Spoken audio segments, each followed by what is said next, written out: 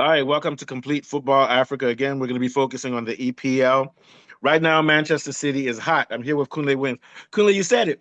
It seems like as closer we get to March, the worse it is for Arsenal. City is breathing down Arsenal's back with just 2 goals, 2 points down. I don't know how that happened because a couple of weeks ago, Arsenal was 9 points ahead, and everybody was talking about how they're going to run away with this. But history never lies, does it, Kunle? No, it doesn't. And I think Villa aren't too far off them either. Yeah. Or Chelsea. Mhm. Villa is on 30 something points along with City. Yeah. Chelsea on 28 points. Liverpool and the other teams are on the mid 20s. Yeah. So The they're breathing down their reason neck. why uh, Arsenal that I've always seen tend to have problems towards Christmas and the New Year's, actually down to injuries. They Yeah. always start off looking like they're going to win the quadruple, and around this time it starts going wrong. But they look, I just something just tells me that they're going to get over the line this season. Yeah, I think they will, but we do got to be careful. And I think part of the reason they will, we're going to focus more on City, is that City's attack is fantastic.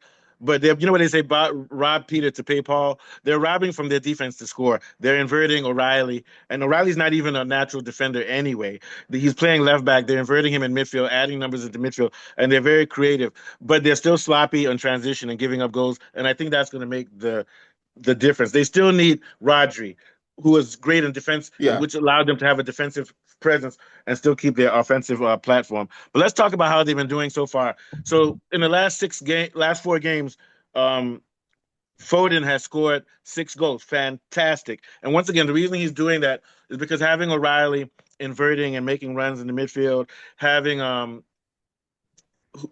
then having Foden allows Foden to move far forward, sometimes play on the right so they can have midfielders. He can play on the right wing so they can add other midfielders, even though he's a midfielder.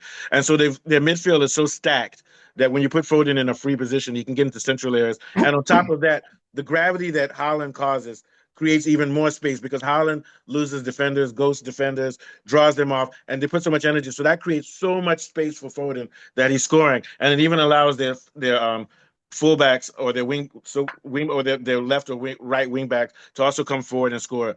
But the problem once again is there's still problems in defense, and we even saw it against the Crystal Palace, where they should have given up about 2 or 3 goals to Crystal Palace. They got lucky, but we just want to say that what's happening now, right now, the fantastic scoring is because Guardiola is making moves, a lot of inversions and plugging in people. And it doesn't matter who you put into the midfield right now because it's a systemic play. But they just have to be cautious because this thing is gonna rear its head up again. Their defensive issues. Once again, they got lucky yesterday. What are your thoughts against? Oh, I also want to give them credit. You know, yeah, easy to go into Crystal Palace and beat Crystal Palace at home. So I'm not downplaying City. The City's playing well, but they still have an issue at CDM which needs to be dealt with. Go ahead. Yeah.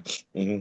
yeah. So Man City like to play possession-based football, Yeah. and they've actually they average about 57% of the ball every game, and they Yeah. like to play a high line and the press. Yeah. And it's not that there's a problem with their defensive players. Their defenders are actually not bad. They're quite good. But the Yeah. problem is that they risk getting caught on the break. They're very vulnerable also to set piece play. But the biggest problem they have is getting caught on the break, playing a high line. And it's Yeah. not because their defenders are not good enough. Some people would argue that they could play a slightly less expansive game to reduce the number of goals they're conceding. And you contrast that with Arsenal, who have sort of the opposite problem. Arsenal seem to be working on having a solid defense and basing their game from there. But the problem they have And is they that narrow the their field. They narrow striker, the field. Yeah, they narrow yeah, the field. Yeah. yeah, but Gyökeres isn't as prolific as he should be. He's not anywhere near anything that Haaland is. Oh yeah. They need a high volume striker. And Gyökeres was doing it, but not in not where not they need Osimhen. Let's be honest. Yeah. Well, here's the thing. If So they look, had when you Osimhen, look this at would be a Osterman different. and look at Osterman and Holland. One thing they do is when they don't have the ball, they draw players off. And Holland, the way he ghosts defenders and stuff and causes confusion. Now, Osimhen's method is to come running at you during the field, but both of them press and they do a lot of work off the ball. And when they're not scoring, they're opening it up for a lot of players. And Gorkers is looks like he just wants a long run from a central position, somebody who can find him and feed him. And I don't even think he's that great a finisher. Well, go ahead. What do you think, Kule? Yeah. Yeah, well, Gyökeres, he's been having trouble finishing. He's almost as, I remember when we were buying and United were looking at Sesko, and it was a coin flip who would get them. And if you look at them, they both look physically similar, Yeah, just slightly different haircut. They actually look the same. And yeah. they also seem to be having similar kind of problems. But I think Gyökeres is a slightly better one. Mm. Um, but Sesko is but more mobile though. Sesko's more mobile.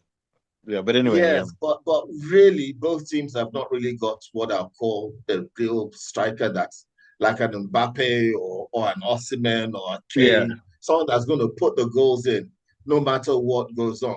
The Arsenal and Arsenal don't have that. yeah, yeah, Gyökeres remains to be seen. I can't remember how old he is. He's 20. He's quite young. yeah. He's young. So Yeah. he may develop. I know that this guy in his first season, But Drogba in I his think first he's season young too. was I think he's young. What happened now? All these uh, young old men. That's Drogba's what I call first them. season. He was as bad as Nicholas Jackson, and then he Yeah. went on to become Drogba. So But to be honest with you, let's give Gyökeres this first and season part of it may be and the see what system of happens play next too. season.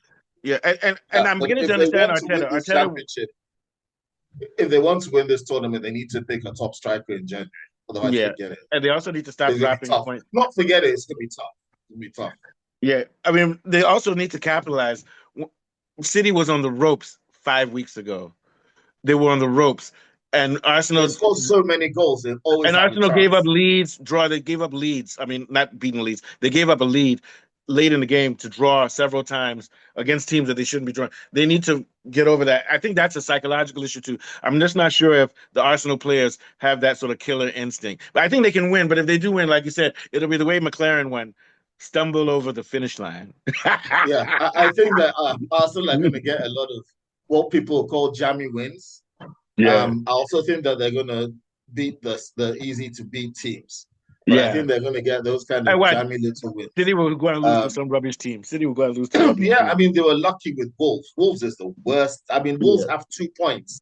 They've only drawn 2 games and they've lost every single But other how game did this Arsenal season. draw with Sunderland? They should do better than And that, though.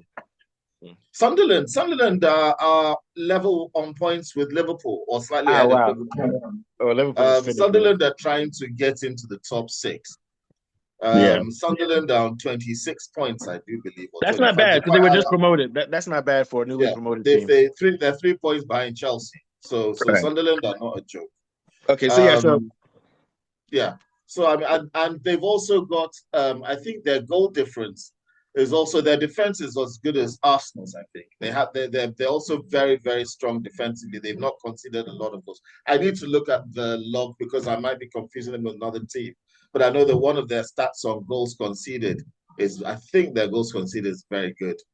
Um, but when you look at what's going to happen now with this chase, City, if they keep scoring, I mean, that goal machine, unless Haaland picks up an injury and they've got good backup, they've got a lot of weaponry to score goals, yeah. City. They're not going to stop.